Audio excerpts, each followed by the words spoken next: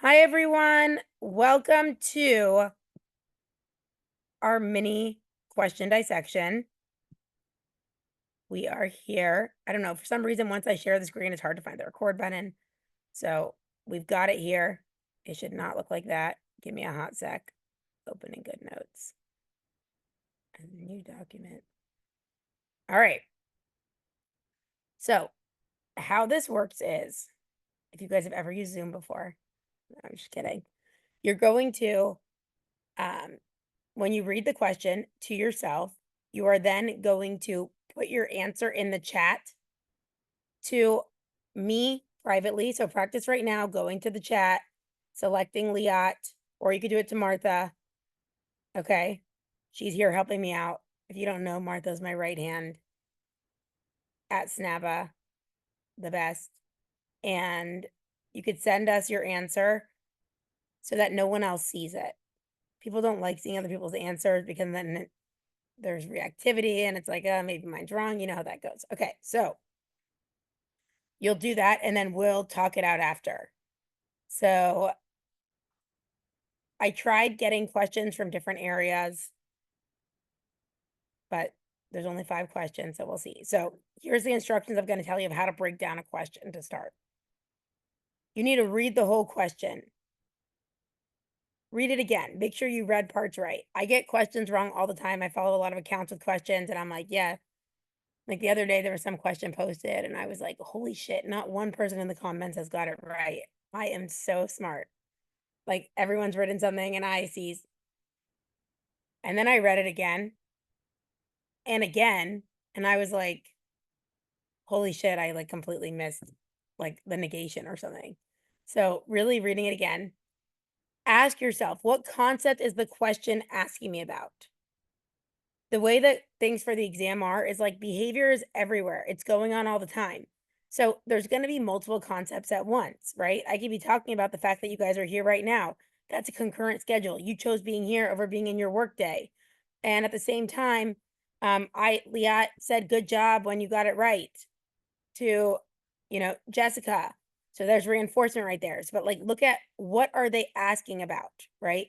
So that's going to be in that last sentence. The last 2 sentences are when they're actually like, tell me about Liat's behavior. Tell me about Jessica giving Liat the M&M. Like her behavior was considered what, right? There's lots of things going on. You want to make sure that you can fluently explain the concept.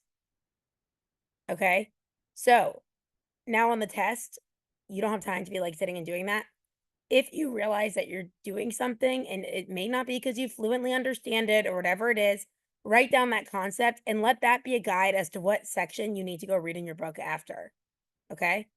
The best way to get yourself motivated to read your Cooper book is not when someone says, hey, read chapter 1 to chapter 31, right?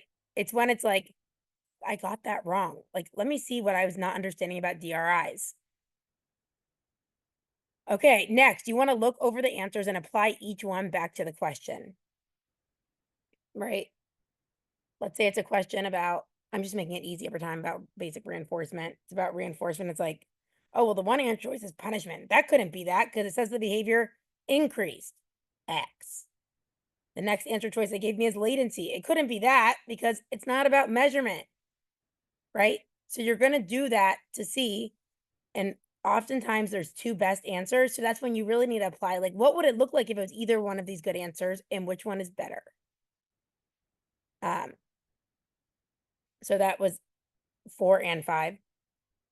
Rule out answers, ones that are like a straight up no. Also, something I always say is there's so much to know for this test. Like I'm teaching the collective, every collective, I'm like rereading my book and fine tuning the notes, and I'm learning new things. So that means that I've literally been studying for the last 7 years, and I still am like, oh my God, did I like completely miss that? So what does that mean? Does that mean that I wouldn't pass the test? I'd hope I'd pass the test, right? But I mean, I genuinely, it's still like that fear, like even though I'm teaching it, it's like, would I? Like, I don't ever want to be there again. But I mean, I hope I would.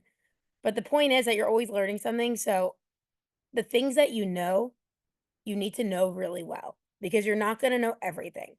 So knowing what you know well helps because that's something that you could rule out. So if you're like, I for sure know what a mand is. I know a mand has an MO as an antecedent. I know a mand as a consequence has a specific reinforcer. And the thing it's asking me over here is about, you know, decreasing a behavior. I know that's nothing about a mand. I could cross that out. So you may not know every concept, you may not know every hashtag, but you can know what something is not. Okay, number 7, this one is huge. Make sure not to miss a negation question. You know what negation is? Negation is those questions that are like, which of the following is not um, a consideration when choosing an experimental design? Which of the following would not be a best choice to do um, when you see someone doing something unethical? Um, which of these would you do last?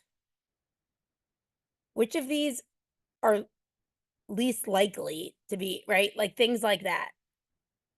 Those nots, I always say when you see something like that, you need to read that word not in the most aversive tone you could do it in. So if you see a question, it's like, um, which of the following are not a characteristic of a changing criterion design? You don't read it like that. You read it like, which of the following are not a characteristic of a changing criterion design? Because those questions are there straight up to fuck you. Okay. Just putting it straight. If you're spending more than 2 minutes on a question, move on. On the actual tag, on the actual test, you could tag it, flag it, right? And go back to it. Also, I'll tell you something, just this is not about mock specifically, but on the actual exam, you guys understand high P, low P. Maybe you haven't been in our classes yet, so you didn't get to that part yet, but the high P, low P is about that building behavior momentum. When I got into my test, I was like, I don't know this one, I don't know this one, I don't know this one, right? So instead of spending so much time on question 1, 2, and 3, what did I do? Also, I play like all these games with myself all the time. It's like an ADD thing. I'm like, I'm going to work from the end of the test. I went to question back then, it was 160 questions. I started there. I'm like, I got this one. I got this one. Let me get some easy ones in that I feel confident about. Build up behavior momentum. Because at first you're just like, oh my God, questions, shit, right? Give yourself some confidence, get some questions in. Also, on the real exam, some questions might help you answer other ones, right? You might see something and be like, oh my God, that's like just based on the way they said it, that's what that matching law was. Okay. Now I'm going to go back to the other question. So those are things that I just want to keep in mind for the actual test. You don't have enough questions here to be doing that necessarily. And number 9, which is really important, is this: you will get things wrong. That is normal. Okay. If you don't get anything wrong, you're not having an opportunity to learn. No matter what mock you take, I always say, first of all, the mock better have effing feedback. It better be written by someone legit that actually knows what they're talking about. Because if you're taking shitty mocks, you're generalizing shitty information, which is going to be shitty when you get that shit wrong on your test. Not worth it. But getting things wrong is an opportunity to get things right in the future, right? So something that you got wrong is now something that you're never going to get wrong again because you're going to use that feedback. You're going to read what it is. You're going to take a general idea from it, being like, oh, shoot. So whenever they talk about not being able to do 2 things at the same time, that's going to be incompatible, right? So now you make a rule to generalize for future questions. Now, do I recommend you read your feedback that you got right as well? What do I say? I say, yes, read every single one because there is a chance that you got some right either by accident, by luck, or you got it right not confidently, right? Like you're like, I think this is it, but I'm not for sure. By the time you go over any mock results, you need to go over understanding why every question is exactly what it is. Not because you got lucky, not because you made a guess. You need to know, I thought it was this one. I wasn't confident, but when I go back and read it, I know now why I am confident in that and why I got it right. Okay. So that's my takeaways from you. That's my takeaways for you. Let's get started. Again, to practice sending questions privately, go ahead in the chat, send me your favorite emoji privately. make sure you have this whole thing down of sending private messages.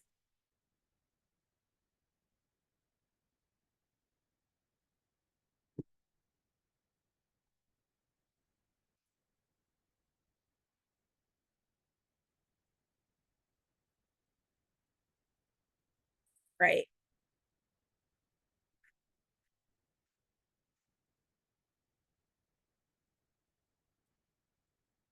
All right. I love seeing people's favorite emoji. Yeah, and Angelica, your mind blown emoji is gonna be great when you take classes with us. You'll start being like, I get it. Wow, mind blown. All right. You guys get it. You're good at this. Okay.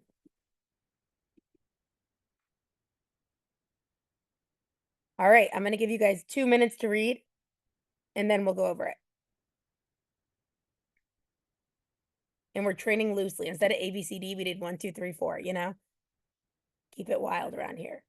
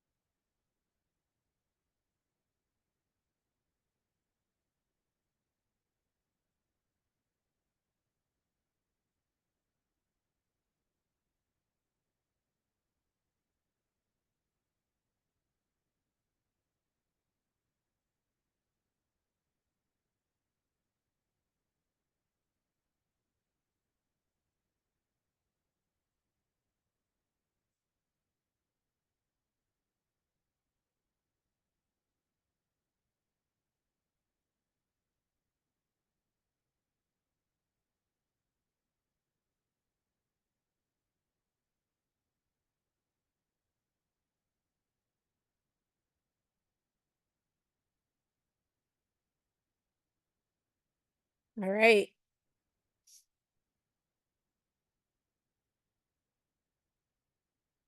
Nice work.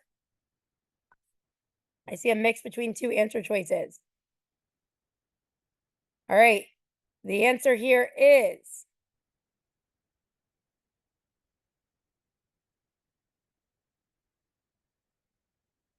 okay. I see them coming in. I think we're good. The answer choice here is answer choice 4 or D. Okay. Let's read it together. Lori, a student acquiring supervision hours to become a BCBA, approaches her current supervisor, Sue, with concerns. There should be a comma there. Currently, Lori is having difficulty meeting Sue's expectations, and she has successfully identified someone else with a more approachable personality who's agreed to provide her with supervision. Can Sue and the current supervisory relation can Sue end the current supervisory relationship with Lori? All right. So, is she allowed to end it? I read that part first of the question. Is she? That's the question.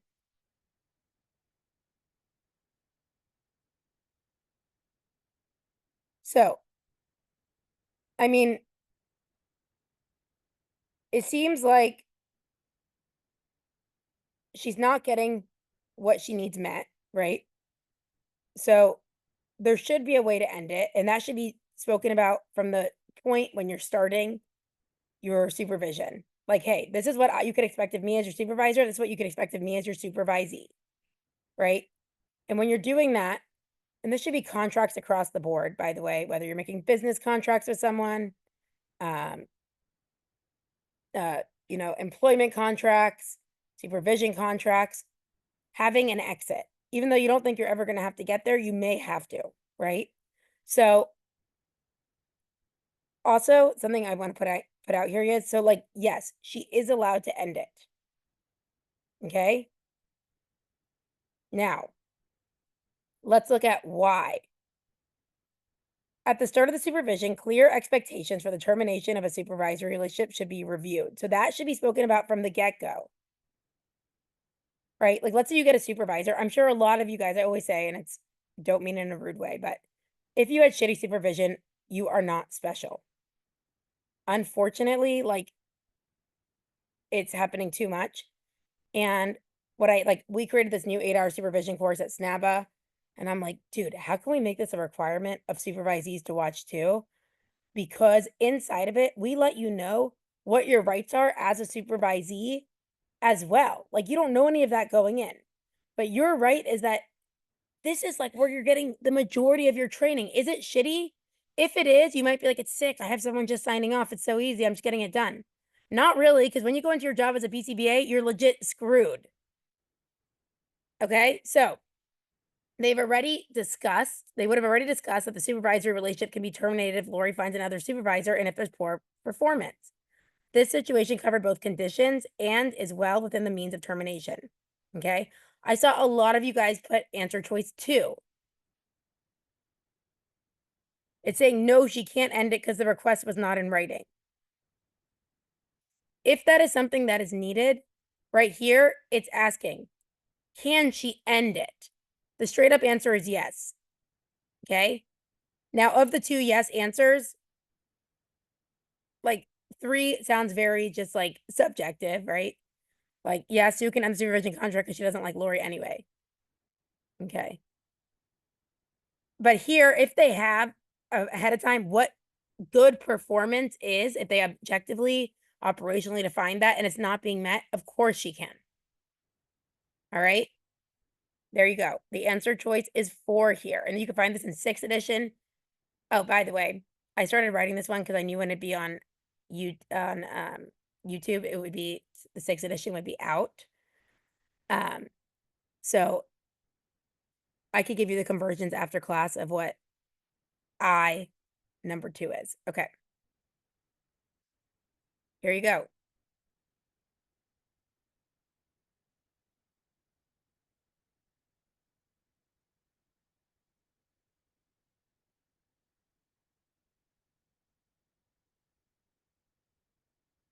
Also, the real exam will not give you all the above. We just put that sometimes during mocks because we want it to be that you guys you could learn more sometimes when you realize it included all 3 things. I'm not saying that's the answer, I'm just saying.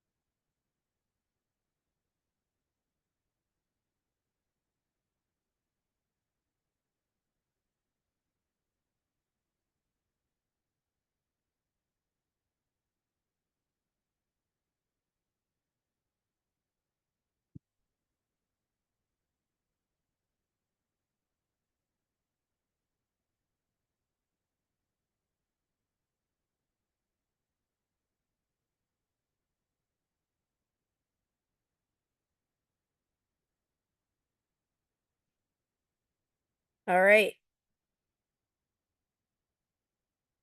Melissa DeJulia, what is the answer? 2? 2. You got it right. And do me a Martha's going to send you, where does you just want a prize? You're the first person here to get this right. So the answer is 2. You're going to send your address to Martha, or she'll figure out how to get it from you. Did anyone in here miss the not? Anyone?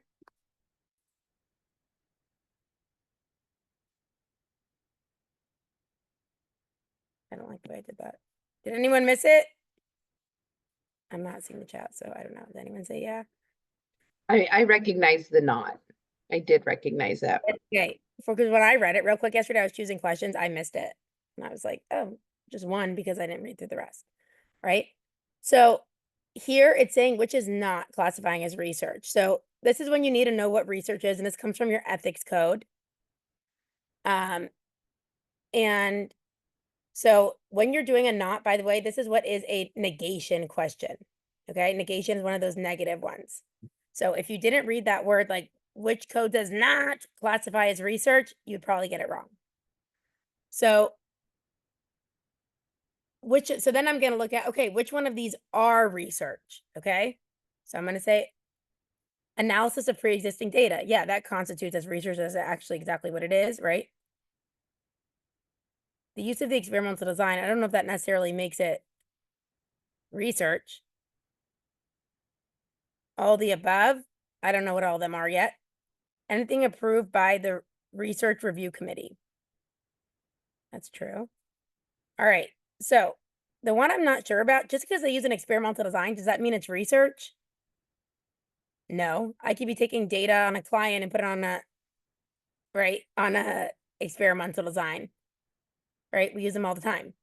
So that one is not. So let's go ahead and read through the explanation here. The BACB ethical code states that research is defined as any data-based activity, and I'd write this down if I were you right now, any data-based activity, including the analysis of pre-existing data, designed to generate generalizable knowledge for the discipline. The use of an experimental design does not by itself constitute research. Therefore, the use of an experimental design does not constitute as research. All right. So, anyone know that word? The reason we do research and our goal is that we have blank validity to be able to use on other subjects, other interventions. Anyone know that word? What is it again? I'm sorry. When our studies when we have something called, yes, someone said it, external validity, that means that we could use our finding. That's why we do research, Yeah. right? Like they were like, oh, wow, look at this pigeon. It pecks every time it does it again when we give it a treat. I think that's called positive reinforcement. Let's see if we could do that same thing with a kid. Are they gonna, when I tell them good job after they raise their hand, are they gonna do it again? Right? That's external validity when we're taking concepts that we find in the research and apply it elsewhere. It's like, hey, you don't have to do the whole experiment again. We already did the main research of it. Why don't you try it out with your client or your kid or whatever it is, right? All right, nice work. Next one is up.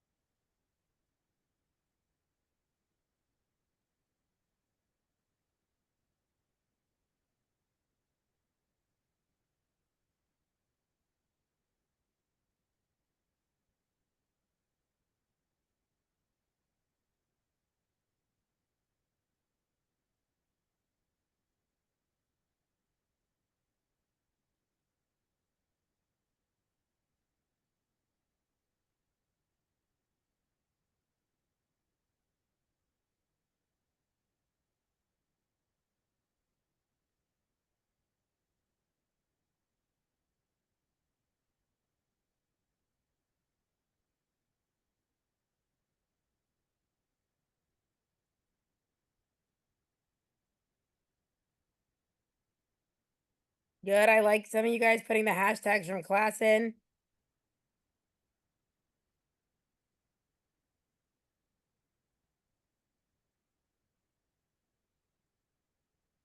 All right.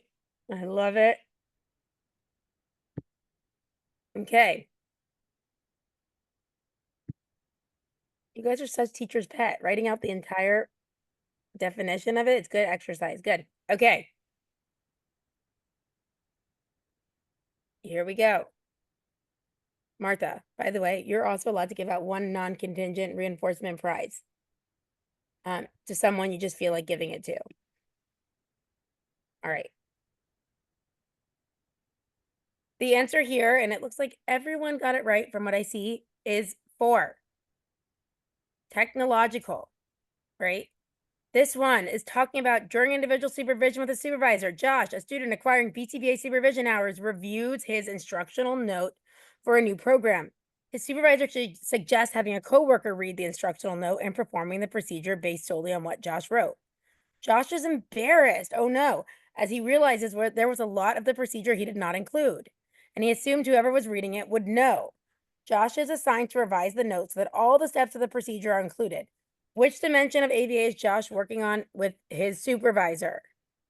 All right. So if you're able to recall these, you know this is all about being very precise, specific, can be replicated by his supervisor or anyone else reading his program, right? So if you know your dimensions, you're going to go through. To me, just by the way, if I was taking this, I'd be like, I know technological. I know what that one is. That's one I know well. I always remember it's like a recipe being very specific in the order. You tell someone how to make a peanut butter and jelly sandwich. Are you just saying like, hey, put the peanut butter on the bread and the jelly on the bread? Right? Or are you saying like, grab the bread from this right closet, shut the closet door, take the bread, take off the little thing that, what is it called? The thing that twisty, right? Take 2 pieces of bread out, grab a plate in the right center drawer, right? All those things I know applied is when we're talking about choosing behaviors that are socially significant and meaningful for the individual's life. Okay. It doesn't even talk about what he's specifically teaching him. So I don't know if it's applied or not. Eh. Behavioral. It's not talking about specifically or they're choosing behavioral goals, nothing here. Conceptually systematic, right? When it's conceptually systematic, that means that when we're writing something out, we're making sure to talk about our core principles of ABA, the reinforcement, extinction, punishment. I see nothing here. This one, if you get one on the test and you know your dimensions, this should be like a quick one that you're able to get right for sure, right? This is technological. Good. I see a lot of you guys got it right. Amazing. All right, next one.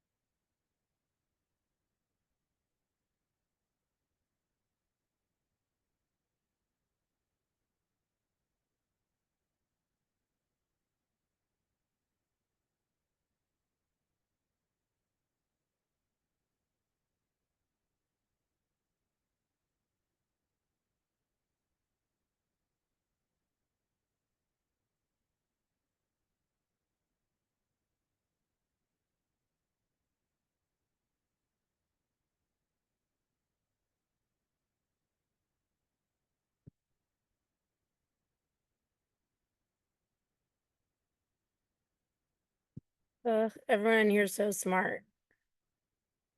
I don't know what to do about it. All right.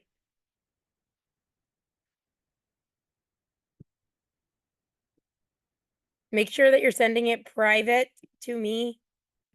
It's the best way to make friends in here.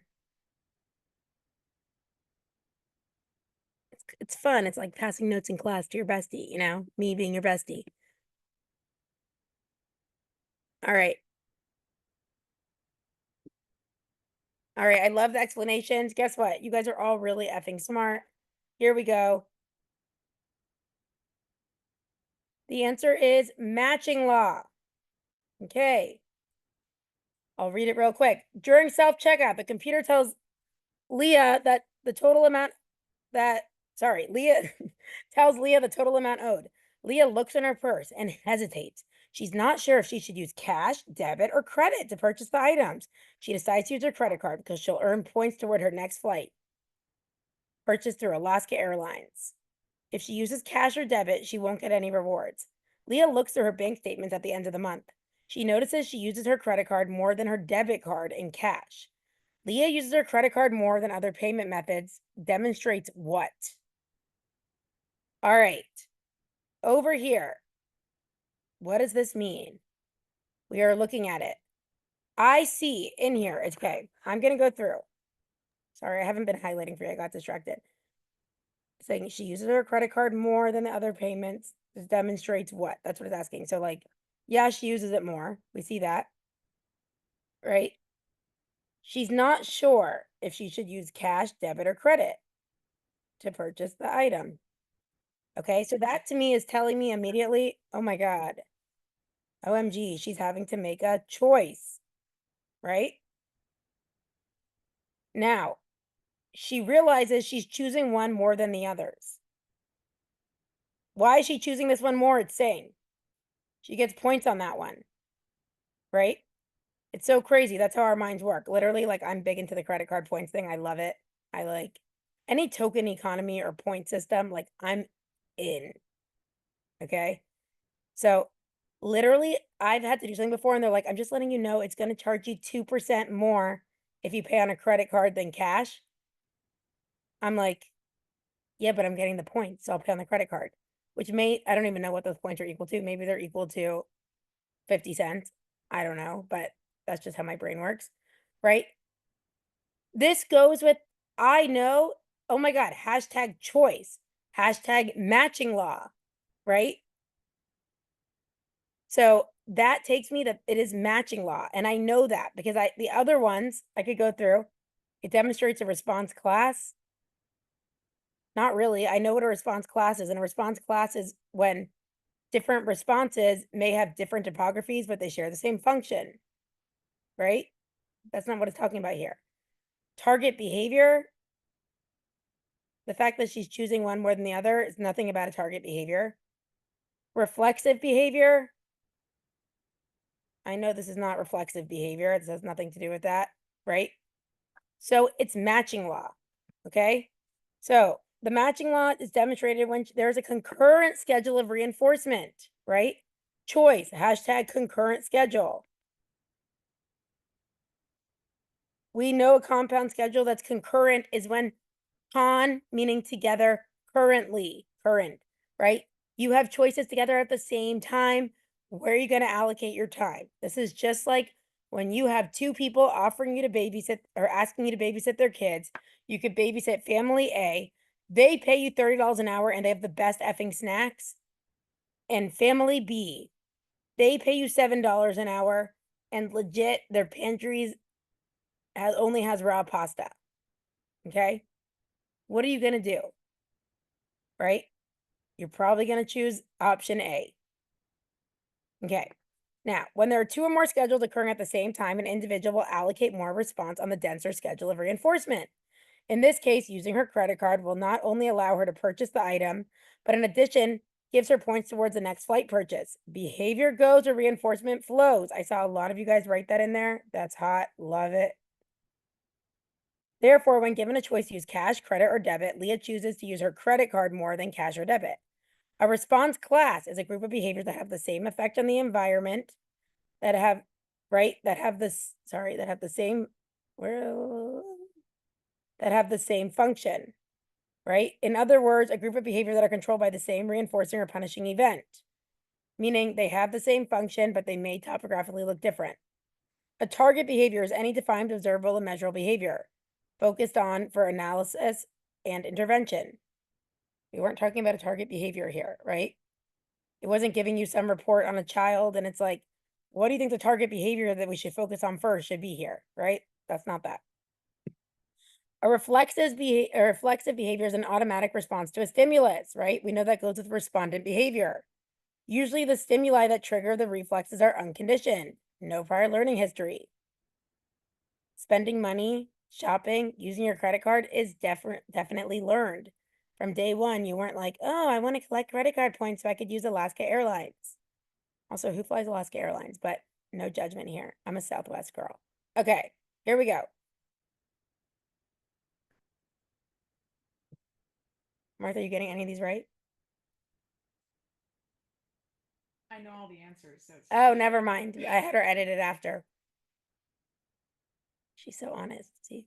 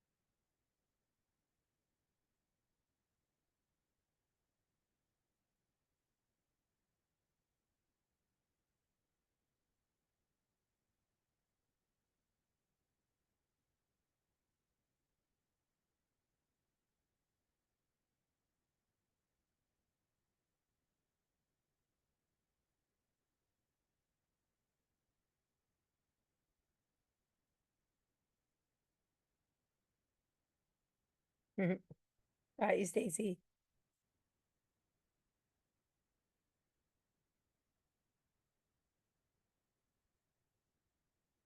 All right.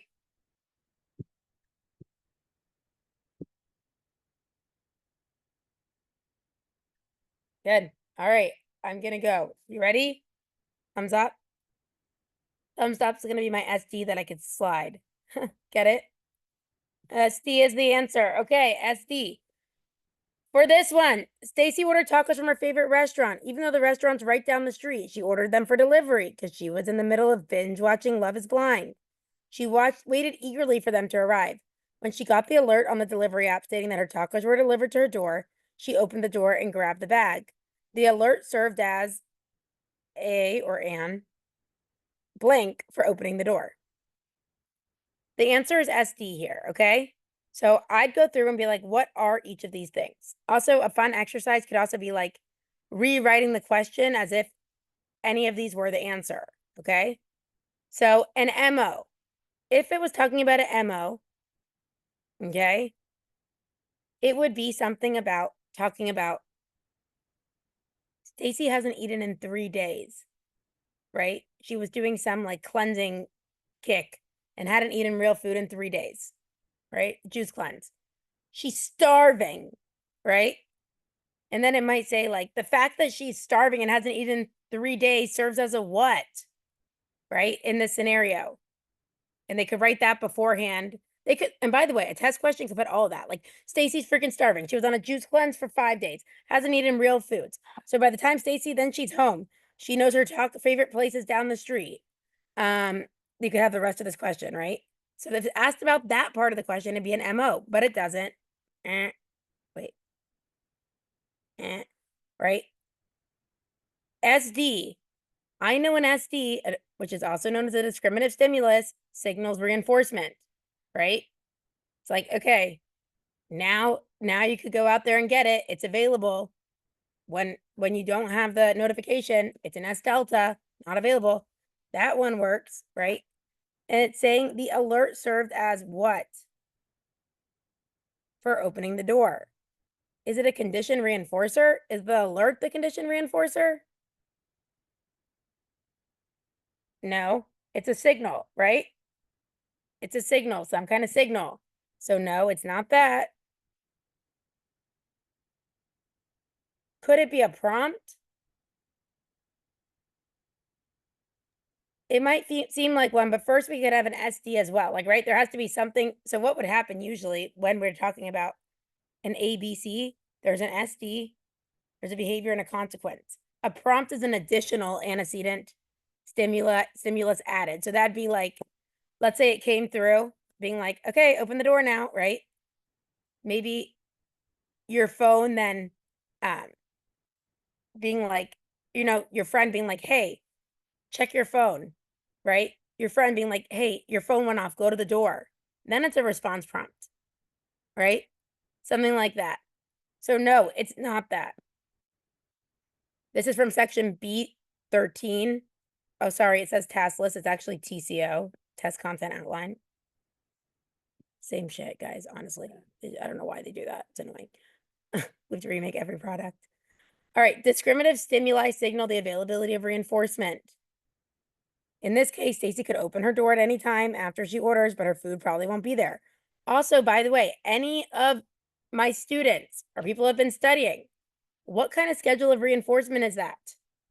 Let's say she knows it's going to be there in about 40 minutes. Is it ever exactly on time? She could variable interval schedule. That's right. It's a variable interval schedule. Let's say it's about 40 minutes. She could open the door as many times as she wants before then, no reinforcement. Only once the food is delivered, right? She could open the door anytime after that and she'll get that reinforcement. Nice job, Jessica. Exactly. It is a variable interval schedule. They could ask about that too, right? All right. Anyways, where was I? Okay. The alert on the phone signals the reinforcement, aka her tacos, will be available when she engages in the behavior of opening the door, thus evoking her behavior.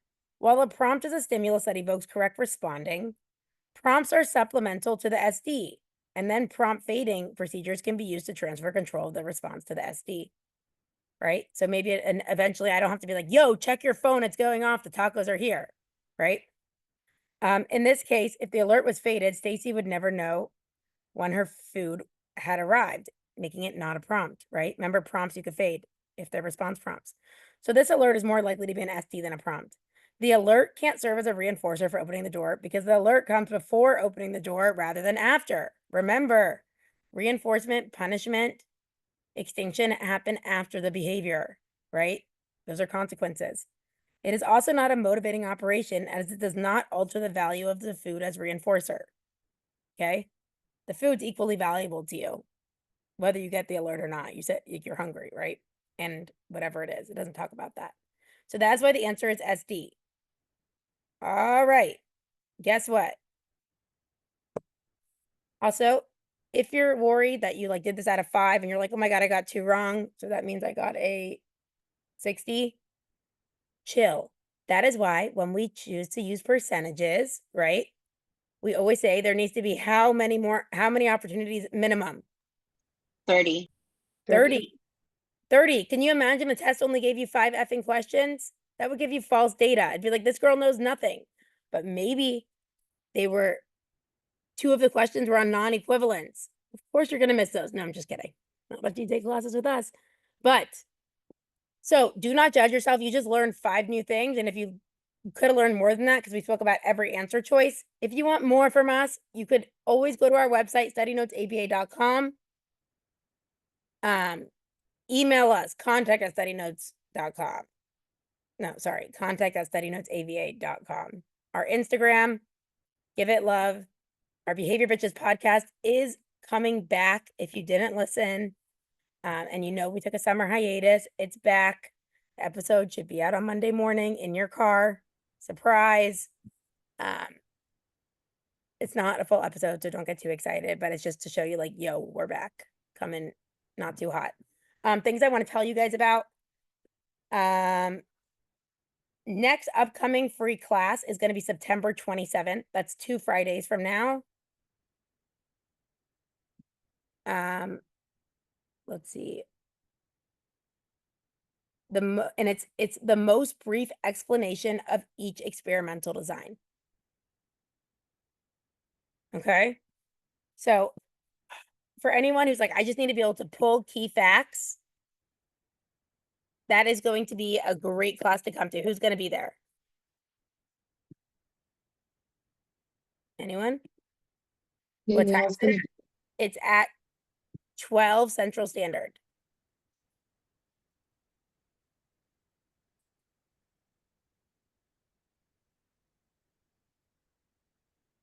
Okay. Now, if you want to save $50 on the collective, you could use coupon code EARLYAF. Okay, our next collective starts September 30th and it ends December 18th. That means you're done by Christmas. All right, next. Let's see.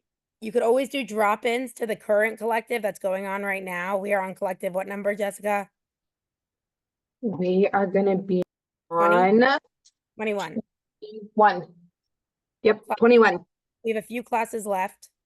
You could always drop into any of those. Or if your class that you wanted was already passed, you could always get a single video recording. We are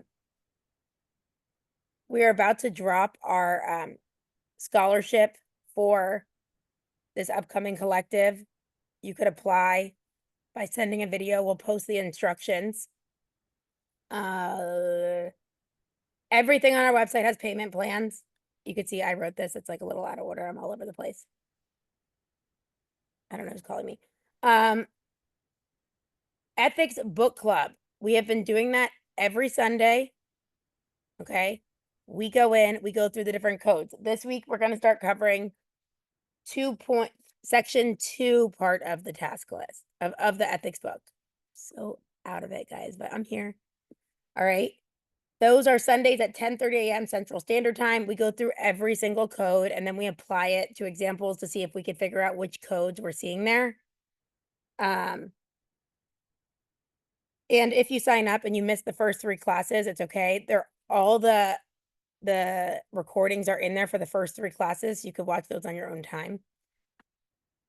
On our website, and by the way, if you were like, I'm testing on the 5th edition and you guys said 6th edition tonight, it's the same content. So do not sweat. We have something on our website. It's actually on the homepage. It's called the 6th edition, 5th to 6th edition task list. What is it called? The crosswalk. It's like that. Tutoring's on our site. Check out our mock exams. All of our mocks by the end of this month will be updated for 6th edition. We'll have 5th available, but still and 6th edition. Our Snabified Cooper quizzes, if you're looking for something that's not so expensive and that keeps you accountable on your reading, it's a $30 product. It has questions on every single chapter of your Cooper book to assure that you're reading. It's not like mock questions. It's like straight, like, did you read? You will have to read to make sure that you could answer those questions in there. Go to the app. We have amazing things on our Study Notes ABA app. Twice a week, there's live study groups on there. There's thousands of questions for you to practice fluency. That's all I have for you guys. And I just added another question dissection to October 20th. Okay, that's what I have. I'm going to go ahead and stop the recording or have Martha do that if she can. Thanks for